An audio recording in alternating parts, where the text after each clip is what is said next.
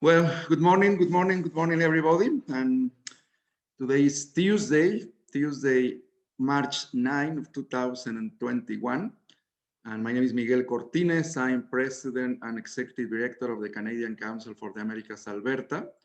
And it's my pleasure to welcome everybody here to this conversation, to these weekly chats that we are putting together. And this is our fifth weekly chats. And we're very excited with this project because the idea of this is to have casual conversations with experts in the region, just to first to be in contact with you. We want to be closer to our members, to our audience, and just to start learning about Latin America and to create potential connections, opportunities, and just to be ready right now with all the traveling restrictions. It has been hard for everybody, right, to make contact in person, and we understand that for business development it's very important to have to be in contact with.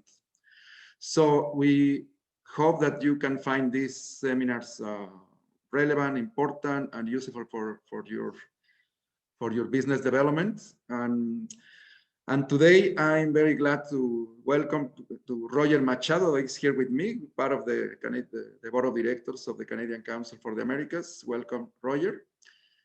And also our special guest today, that is our good friend Marcio Felix, that he was with us here in Calgary a few years ago, well, just one year and a half, right? In 2019, end of 2019. And we want to hear more about Brazil. And thank you, Marcio, for accepting the invitation. And with that, Roger is going to moderate this session. We're going to have a conversation. I'm going to be jumping as well a little bit, but our expert today is Roger and Marcio, that are going to share about what is going on in Brazil in the onshore business. I just want to remind everybody as well that you can use the chat, the Q&A for questions that you can have. We want to have this conversation as much as interactive as possible. So you are welcome to put your comments or your questions. We will try to answer all the questions that we receive. And with that, Roger, the floor is yours. All right, thank you, Miguel. Thank you, Marcio. I'm just gonna read a quick bio for Marcio here. So Marcio started his career with Flopetrol Schlumberger, and then he moved to Petrobras as a field engineer. He had several management positions in exploration and also production. Marcio was secretary for economic development for the state of Espírito Santo in Brazil, and also chairman of the board for Pré-Sal Petróleo S.A., PPSA. Marcio also had positions of deputy minister and secretary of oil, gas, and biofuels with the Brazilian Ministry of Mines and Energy. And Marcio holds engineering degrees from both University of Brasilia in electronics and from Petrobras University as a petroleum engineer. And he also holds an MBA from the Federal University of Rio de Janeiro. Marcio currently is the chairman of the board for the natural gas distribution company in the state of Espírito Santo, and also executive vice president of the Petroleum Industry National Organization, ONIP in Portuguese. Marcio is leading the company E&P Energy Platform as president and CEO. So Marcio, thanks so much for this opportunity, to sit down with us here. I remember last time we were talking, when you were here in Calgary, you mentioned to me, and this stuck in my mind, that when you were 22, 23 years old, right, you had already lived in all Brazilian regions, right? And you always tried to be that cultural interface, right, and help people understand, people from the north understand people from the south, and kind of that diplomatic, right, role. So I'm very happy and honored to do this with you. Thanks so much. And without any further ado, right, I'm gonna pass the floor to you. Thanks so much, Marcio. Thank you very much, Roger. Thank you, Miguel Cortines. It's really a pleasure for me to be with you in this connection between Brazil and Canada, especially Alberta and in Calgary region. I'm very happy to be here with you this morning in Canada, this afternoon in Brazil. I'm now in São Paulo, Brazil. So I'm very excited to exchange ideas, to exchange possibilities about the onshore. Brazil is more, the Brazil oil and gas industry is more known because of the pre-salt resource are very important, but we have onshore possibilities that haven't been even explored, even no single well in some basins. So different than Canada, than US, you have thousands of wells, especially in Alberta province. This for us is very important to learn with Canada. And I started the way to create EMP. EMP is a game of letters between exploration and production in the energy platform, EMP. That's something that's an oil gas company that becomes an energy company. So it is being planned to be a different company, an integrated energy company, but starting with exploration production onshore Brazil.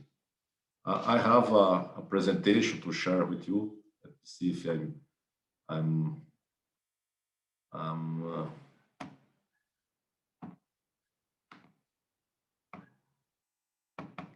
let me see. Okay. I guess you are now seeing the first slide of the presentation. Thank you very much for the opportunity to be with you once more. I guess this is my third time, the second by distance, but the first personally in Calgary. So I'm very happy to be here with the Canadian community. It's the Canadian model inspires us in Brazil because you have a lot of resource that you explore in a very sustainable way, oil, gas, and mining. And so it's very important. Brazil has a lot of resource and we have a lot of social challenges in Brazil. We have more than 210 million people. And we are facing the worst time of the pandemic now in Brazil, but we need to be resilient, to be strong, because there are a lot of opportunities in Brazil, in the Brazilian people need and deserve energy solutions in a sustainable way. So just to show you, we are a very young company. We are going to be very honest. We'll celebrate this Wednesday 1 year of our inauguration. So we are a very young company. I'm not a young guy, but the company is very young. I have worked for oil and gas in the energy sector in Brazil for around 40 years. I graduated in 1980, December 1980. So it's a long time, but you have energy to start a new business in a different way, to be entrepreneur in Brazilian onshore basis. So these green blocks are the ones that we hold now. We acquired and went to the public bid round for regulatory agents. So we acquired 12 blocks last year, and we are happy to have our first discovery in this block 487. The the lead was named Vida, that means life, and that's something very important for us. And so it's very risky to drill a white cat and name it Vida, and then, but fortunately, it has a lot of life, and we are now performing drill stem tests to evaluate, to appraise this discovery. That's been good. Good is a low sulfur content oil, and that's very welcome to these days.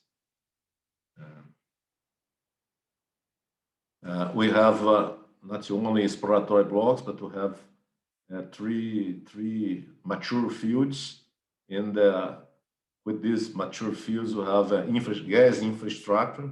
The left of the picture, you can see a gas processing unit with a capacity of 1.9 million cubic meters a day.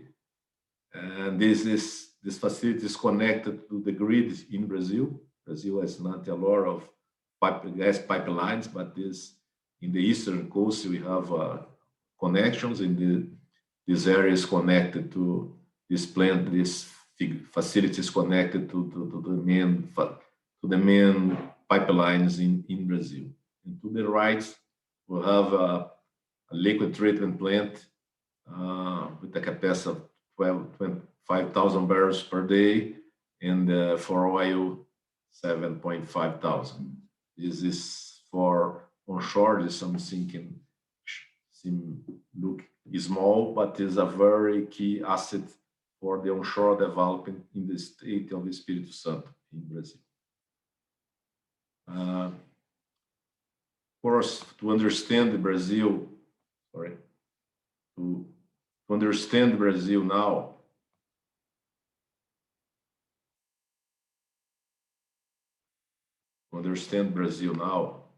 we should have a look in Petrobras' divestment program.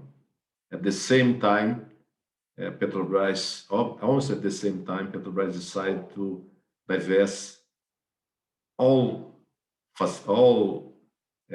acreage in the mature fields onshore. So there are 190 oil and gas fields and 25 exploratory blocks onshore at Petrobras. And we are looking this, our company is looking, we are now in a competition. Some of these fields, 28 are in a non-binding phase, 45 in a binding phase, and 117 are in the sign and closing phase. So there is a winner, and of course there is some Canadian companies operating in Brazil, in onshore Brazil. And you have the other side, 25 exploratory blocks, and 15 a binding phase, 2 in a sign and closing, and 8 of them were returned to the Brazilian regulatory agency, the ANP. A big move in Brazil is regarding gas. Brazil has a very diverse energy matrix, very sustainable if compared with the richest countries in the world. Our electric matrix is more than around 85% of renewables, and our energy matrix is around 44% of renewables. And so in gas, it's just around 10%. So we have room to improve, to have more gas in our matrix, our energy matrix. So there is a federal program regarding gas. That's the focus is stimulate the competition. We need more competition. We have maybe you have the same challenge in Canada or other countries that you have states and federal, sometimes with the same, almost the same level of power in energy, for instance. So we are aiming at achieving a balance between state and federal regulations. Tax is always an issue in Brazil, and some tax barriers should be removed. And it's very important to integrate the gas sector with the electrical power plants and the industrial sector. So gas chemical complex and the use of gas in different parts of the industry is very, very important for Brazil, because we need to have gas in one side, the production of gas in Brazil. You have a lot of gas coming from the pre-salt, but a lot of gas coming from onshore. And onshore the gas is much more competitive than offshore in Brazil because of the distance, because of the infrastructure needed to produce gas offshore. So, so this is the main focus for the national program, federal program. And of course, the expected results, first of all, improve the use of pre-salt gas, a lot of injection. There is no burning, but there is a lot of re-injection, and we need to, this gas is very important to the Brazilian development. In the Sergipe-Alagoas Basin is a new frontier in northeastern Brazil. In the other discoveries, of course, we need to leverage and to help this gas go to the market in a very competitive way. Brazil is very poor in gas infrastructure, in transportation, pipelines, processing, and so have new companies, for instance, companies from Canada that are coming to Brazil. Brazil has a need for midstream companies, and Canada is very well served about this. So midstream companies, especially gas midstream companies, you are very welcome to Brazil. Increase the gas thermoelectric generation is something to anchor, to make it possible to have a lot of gas going to the market, and replacing energy produced by oil, that's not more effective in terms of environment and in economical terms. So there is a room for gas in the energy sector, and a lot of industries need to be more competitive, like paper and pulp industry, fertilizers, petrochemicals, steel, glass, ceramics, and other industries that need gas to be more competitive, to have more quality in the products. And these days, despite all the political issues and all the pandemic situation, Brazil is about to finally approve a new gas law. This law was approved in the Senate, is now in the lower house to a final votation that can happen this week or next week. We are waiting on that. More than around 80 years of discussions, so it's a long time. But gas issues takes time. So this law is to allow to help to speed up the construction of gas transportation pipelines and make it simple the storage of natural gas. We don't have any storage in Brazil today. Our company is working in a gas storage facility connected to the pre-salt, but onshore, Machado field onshore, that could be a reserve for natural gas, to store natural gas. Tax collection is there are some improvements in the law to bring more competition and make the things more flexible to the investors. Of course, it's very important to have a good legal environment, to be very secure all the investments. And so this new bill makes this, and to facilitate, to make it easier the access to gas pipelines and gas processing units to third parties. Most of the facilities now belong to Petrobras, and they are, part of them are in a divestment program that's ongoing. And there is a Canadian company, Brookfield, that's owns as the main shareholder of one of the main gas pipelines that have been sold by Petrobras. And so the expected results are more obvious. So Brazil is a very important agribusiness country. And so fertilizer is something that's needed in Brazil. We import a lot of fertilizers. The Brazilian population is a lot spread around all over the country. Is very dependent on LPG.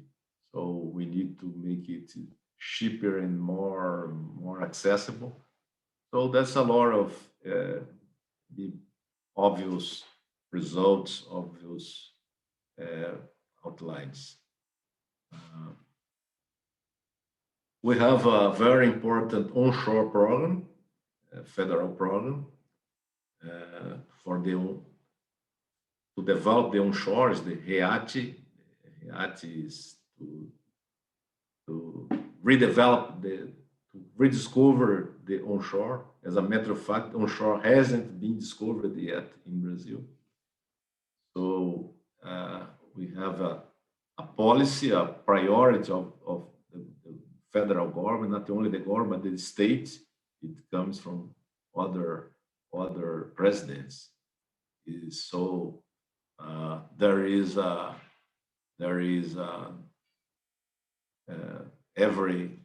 every other month there is a meeting that's been the last one that has been by video conference, trying to address the main challenges of each basin, each onshore basin in Brazil. So very different than Canada. We have just a few companies operating onshore in Brazil.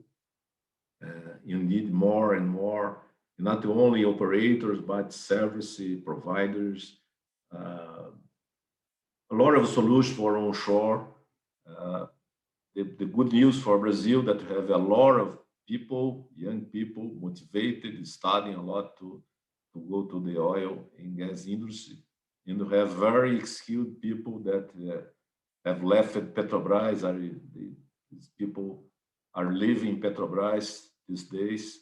And so we have very experienced people in one side, and young, very young, but with new knowledge, with a lot of different ideas, with a different mindset to make the onshore happen. And so we'd like to be present in the Global Petroleum Show as soon as the pandemic allow us, probably next year, to be in Calgary, because the environment, that the air that you breathe there is very important for our entrepreneurs and make all these connections. So I'd say thank you very much again to allow us to disclose this. So going to the end of my presentation, I guess there are many opportunities and synergies to be explored between our countries. There's a lot of opportunities, a lot of empty place. And you guys there in Canada, you have the technology, you have the skills, you have the facilities. Some of you, of course, it's not so simple to come to Brazil, but I guess we need to improve more our relations and show that, of course, there are many opportunities. So thank you for your attention. And now I'll be available for discussion if any. Thank you very much, Marcio. Great presentation as usual, right? You're playing that role of helping us understanding, right, the cultural and opportunities. I guess a first question that I have to you is with regards to your company, right? The company you lead right now, ENP Energy Platform, right? So that energy platform really catches attention, right? You're really an integrated company, as you just showed us, right? You have exploration, you have production, infrastructure, right? And the refining, actually, right? So I was thinking, right, about other companies, right, and solutions that we see, innovative things in Brazil. Like another company that we could mention here, perhaps, is Eneva, right? They have that reservoir to wire concept because they own the oil fields, they produce gas, and then they feed their own thermoelectrical plants, and then they just produce electricity with the gas, right? So reservoir to wire. So can you please tell us a little bit more about those energy platforms or this innovative way of making energy available to the population? Is this something particular to Brazil, and how is the country tackling on that? Thank you very much, Roger, for your comments and for your question. ENP is really a kind of energy platform. We aim to integrate in a regional base all the energies, if possible, but starting with the exploration production. So I'd say that's reservoir to almost everything. For instance, we can merge with sugar mills and then produce biogas, produce biomethane. And then, as we do in Brazil, we blend ethanol, gasoline, we blend biodiesel with diesel. And we are starting to work with the natural gas and biogas to share the same infrastructure and have a better carbon footprint. So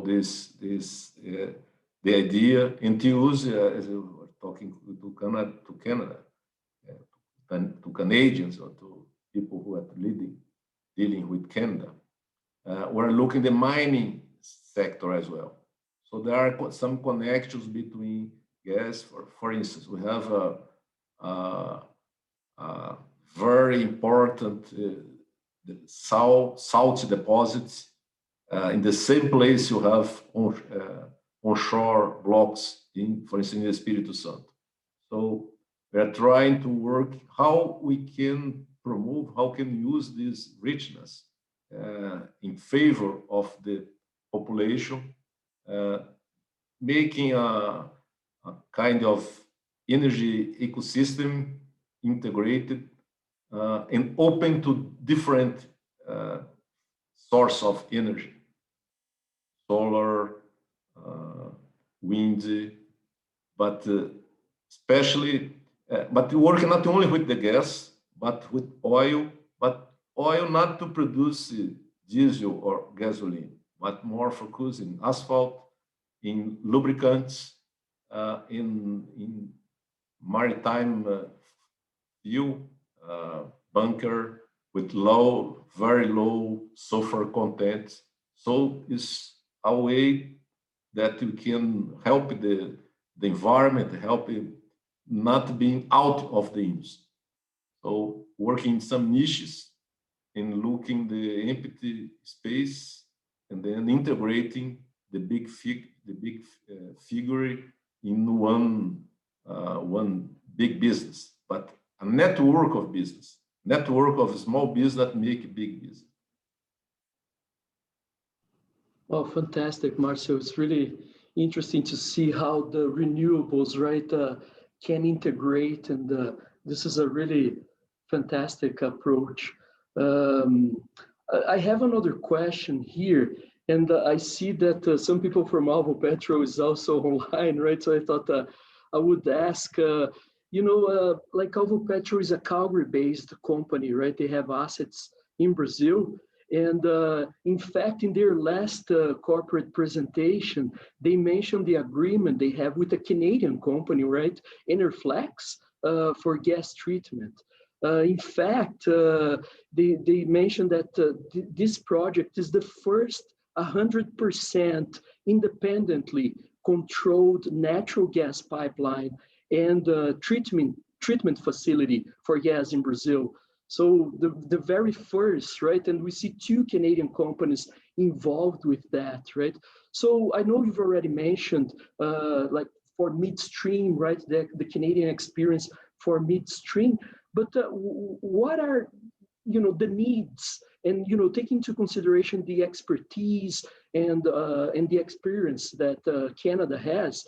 What are the sectors or segments of the energy value chain you see opportunities for Canadian companies? Yeah, of course, there are opportunities for a very heavy oil that you are very skilled in there in Canada. But I'd say the largest opportunities now is regarding gas. So it's all the gas treatment facilities, modular, that you can move, compact, in the gas transportation through pipelines and through other means like LNG and other possibilities that you can transport gas in a very competitive way. Brazil is very large country, and so that's. But not only for onshore, there is a huge opportunity for offshore.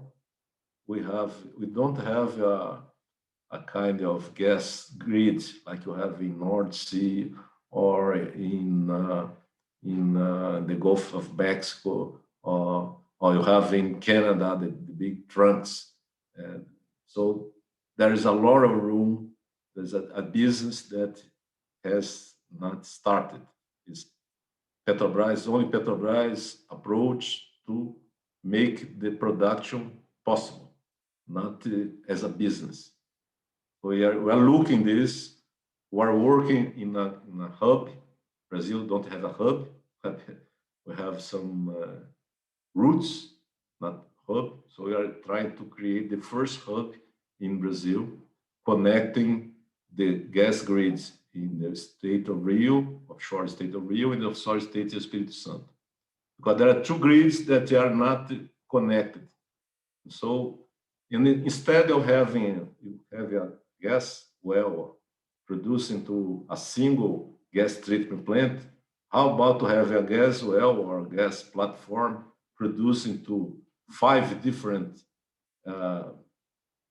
treatment plants? So this competition, you can have a better price for the guys, for the gas, and so this competition will stimulate the industry. So I guess simple ideas, but of course we have room for huge investments, like Brookfield has in TAG company, and so companies like Enbridge and the others, TransCanada. I don't have anything to do with them, so it's not a kind of merchandising. But so you have very important. Alvo Petro play a very fundamental role. We are talking to Enerflex. Our EMP is talking to Enerflex in order to develop a solution for the Sergipe-Alagoas Basin.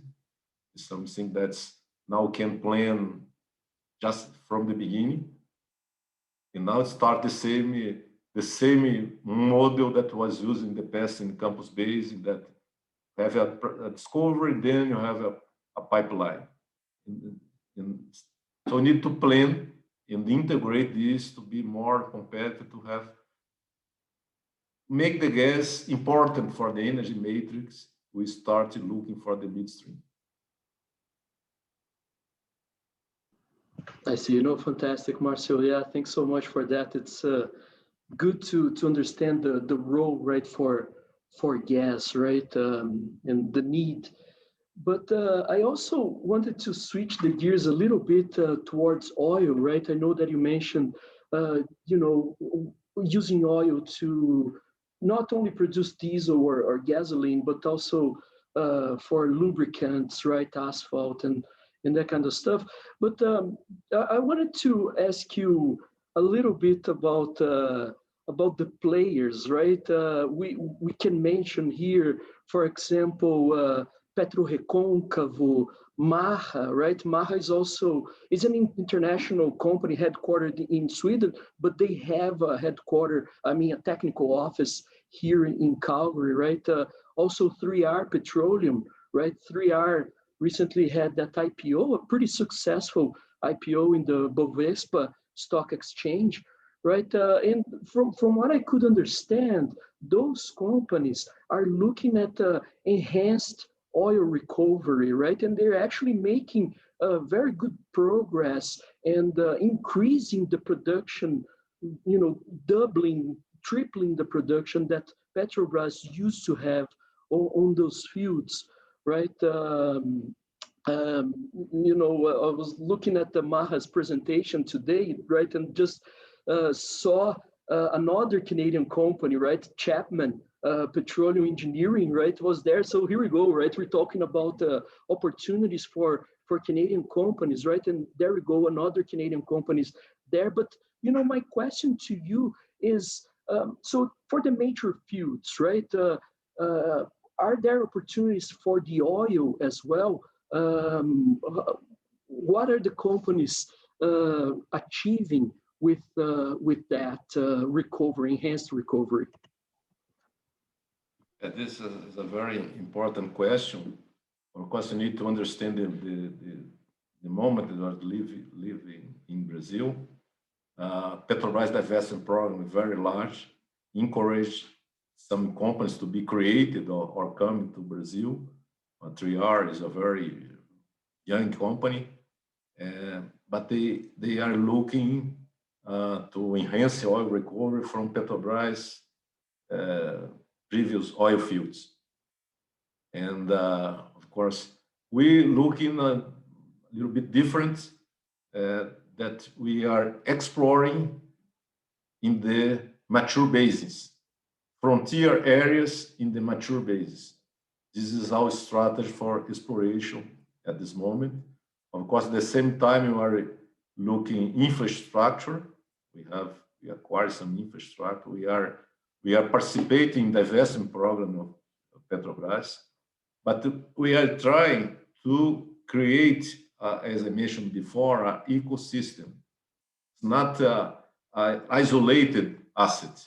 It's something that is part of a strategy that is a big puzzle, but not all the pieces belong to us.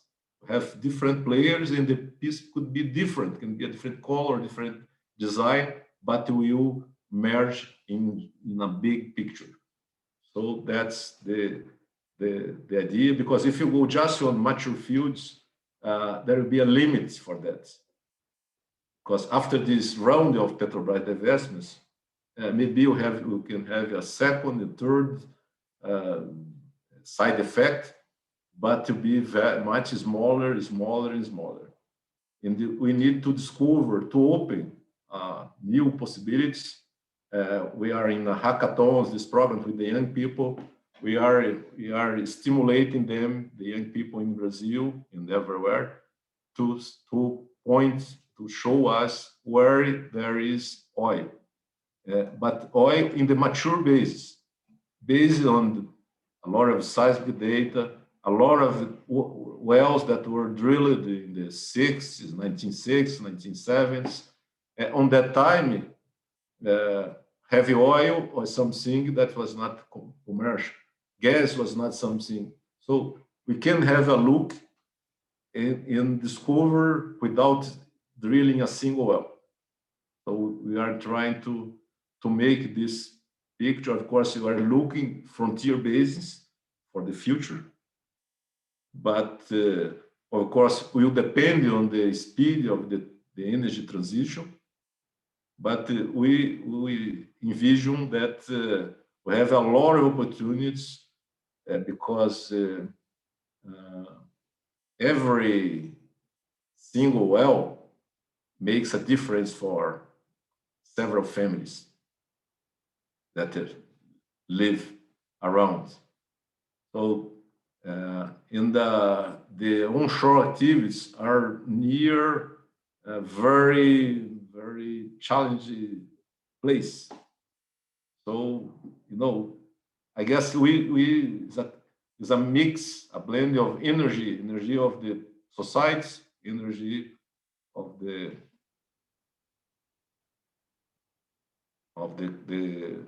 company.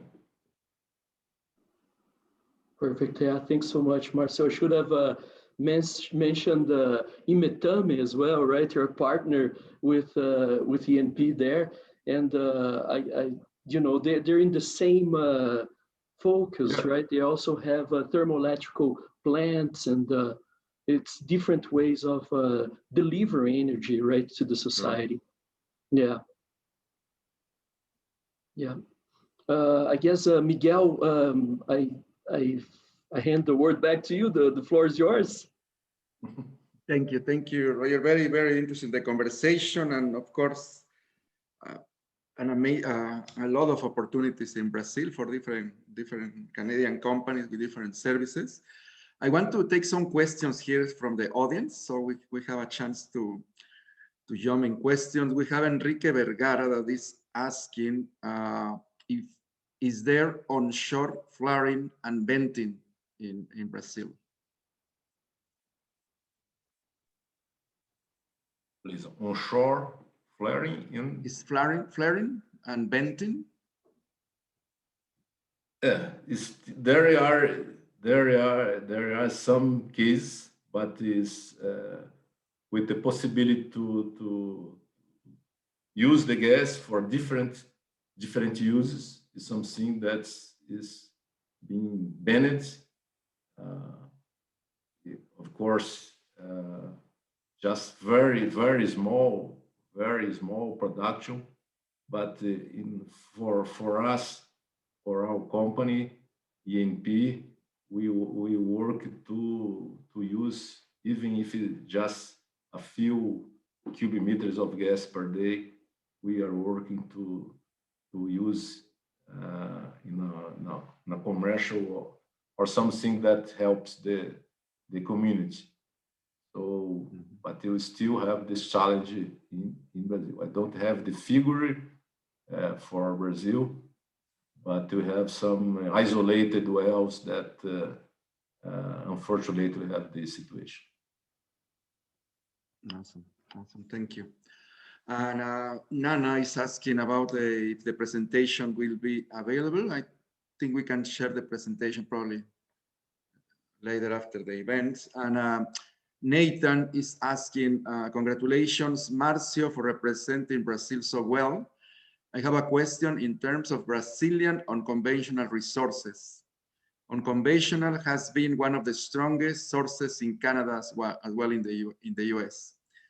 Where are we as a country on that subject, and what could we learn, or how would Canada help us to get things on track on this? Any partnerships, etc.?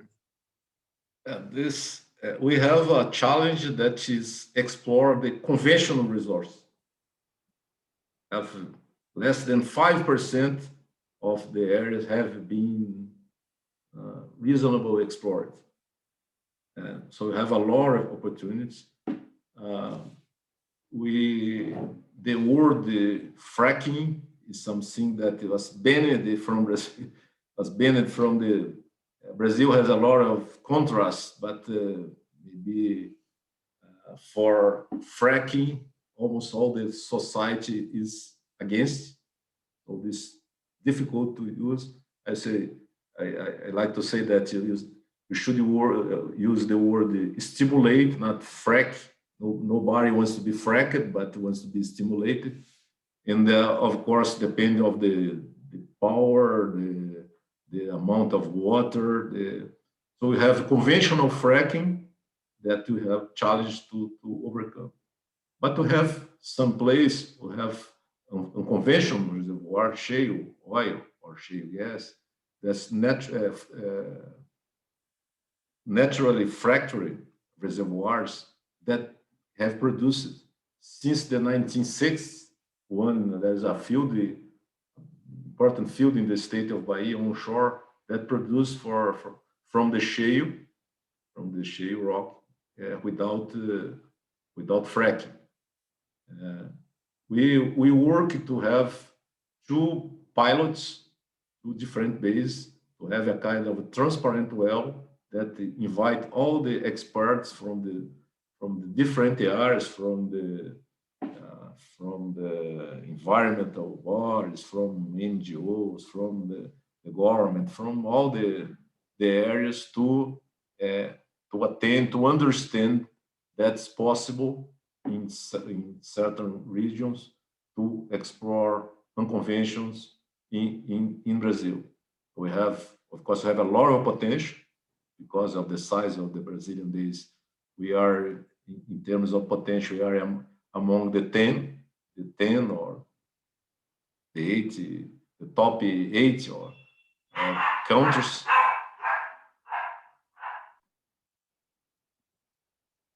The top 80 countries, and this is a huge opportunity, but it's a big challenge for us. Is there any restrictions of the government, like regulations for fracking, that the federal government or the provincial government supports or try to avoid? The environmental permits for onshore, most of the cases are states,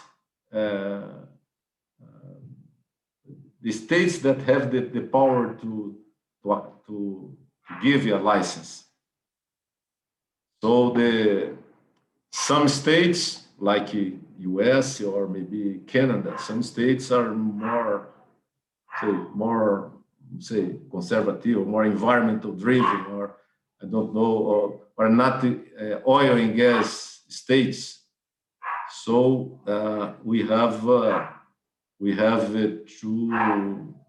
at least 2 or 3 states that banned fracking, but most of them you need to negotiate, and there is a work from the federal government to prove in this kind of pilot project that is possible to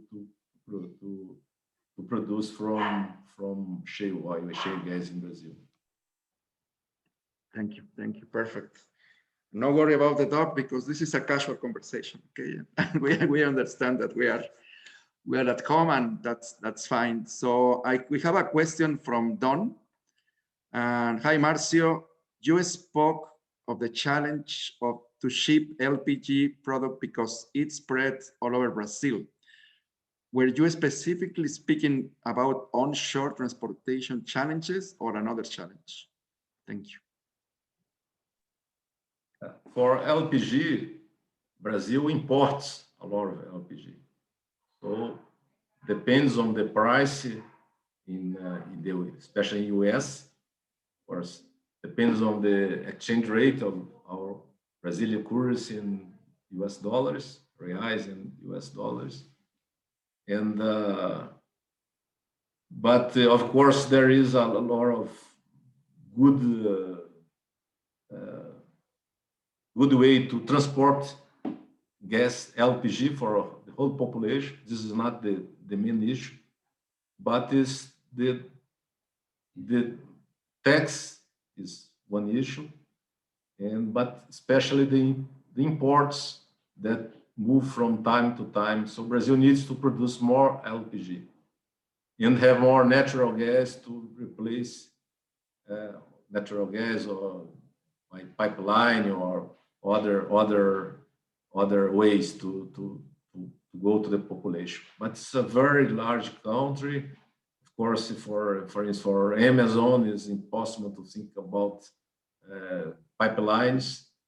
So we need to transport by boats, but the main drive is because we import a lot of LPG, and as we import, we need to have a parity of price based on the international price in the main markets in Holland, in Netherlands, and in the US, the reference we use.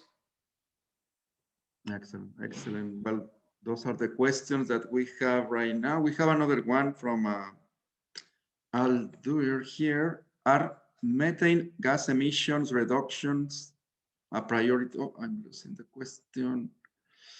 Oh, it's in the chat. Just let me take a look here. Yeah, are methane gas emission reductions a priority in Brazil, like they are in Canada and emerging in the US? Methane gas emission reductions. Yeah. Brazil is a signatory of the Paris Agreement, and we have a big program for renewables, Renova Bio, that's for biofuels, and so we have carbon credits that are used to pay for the producers that contribute to less emission, and then we make a blend, the blend of ethanol and gasoline, the blend of biodiesel and diesel and biogas and gas. There is a accountability that is you can check. So there are some goals to reduce the emissions in the energy sector, for not the energy sector, but for the oil and gas sector, that are based in this connection with this blend with biofuels. So we have the CBios, that's the carbon credit, the name is CBIO, that started last year, and there is a goal to reduce in 10% in 10 years.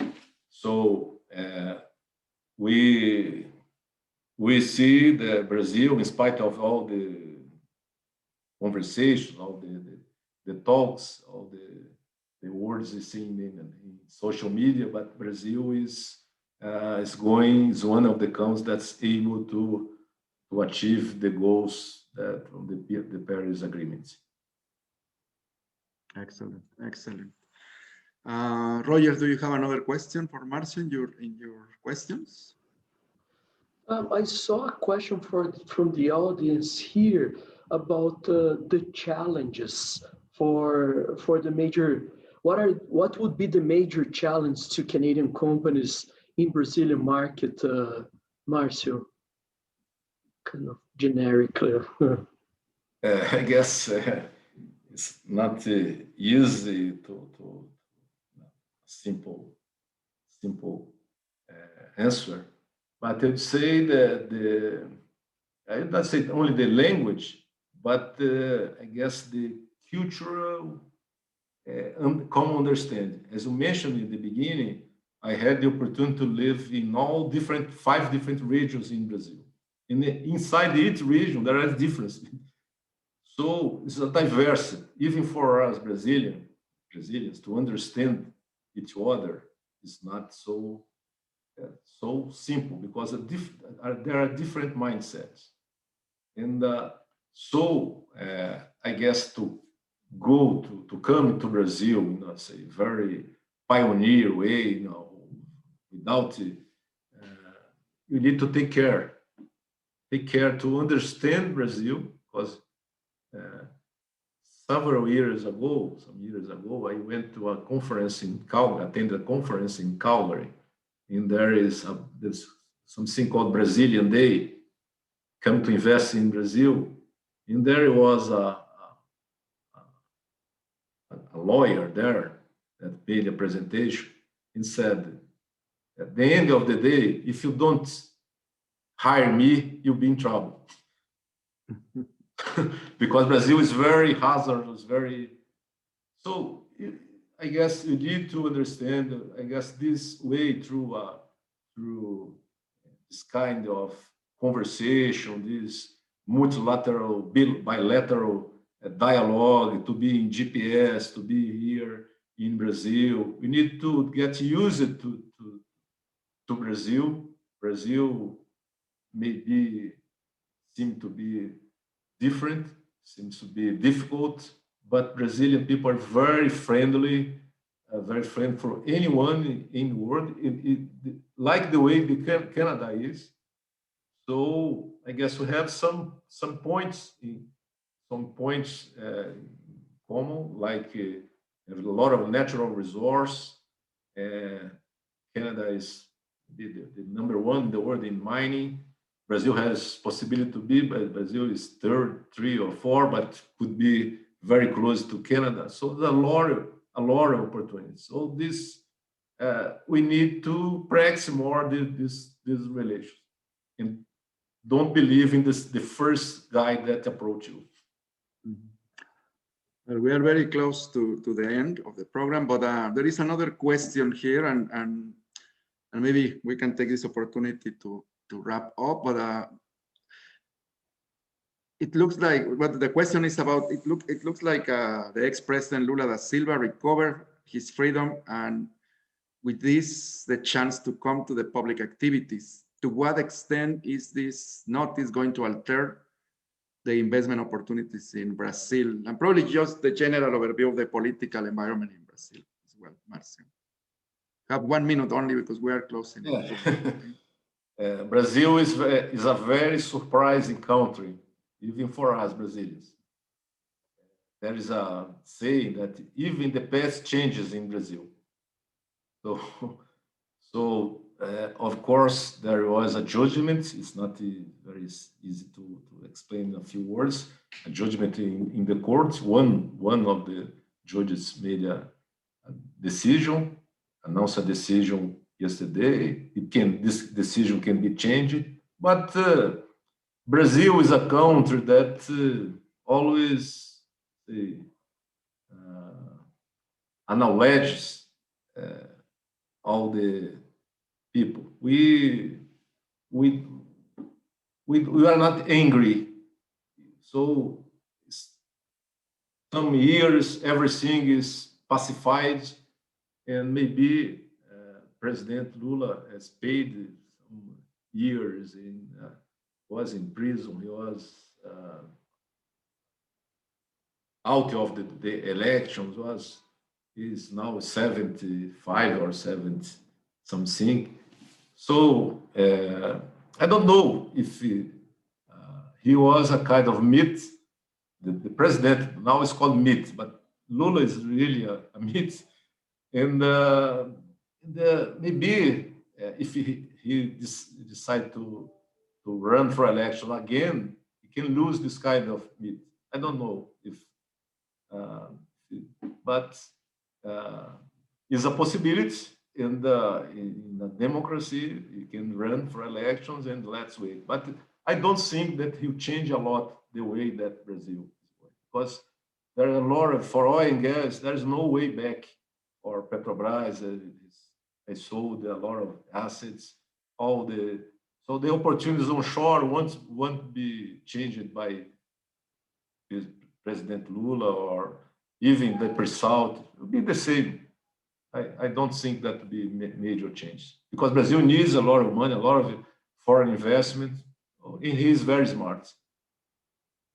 Excellent, excellent. Thank you very much, Marcio. We really appreciate your participation and kindness to be here with us, and your comments and insights are very really appreciated, and with the knowledge that you have.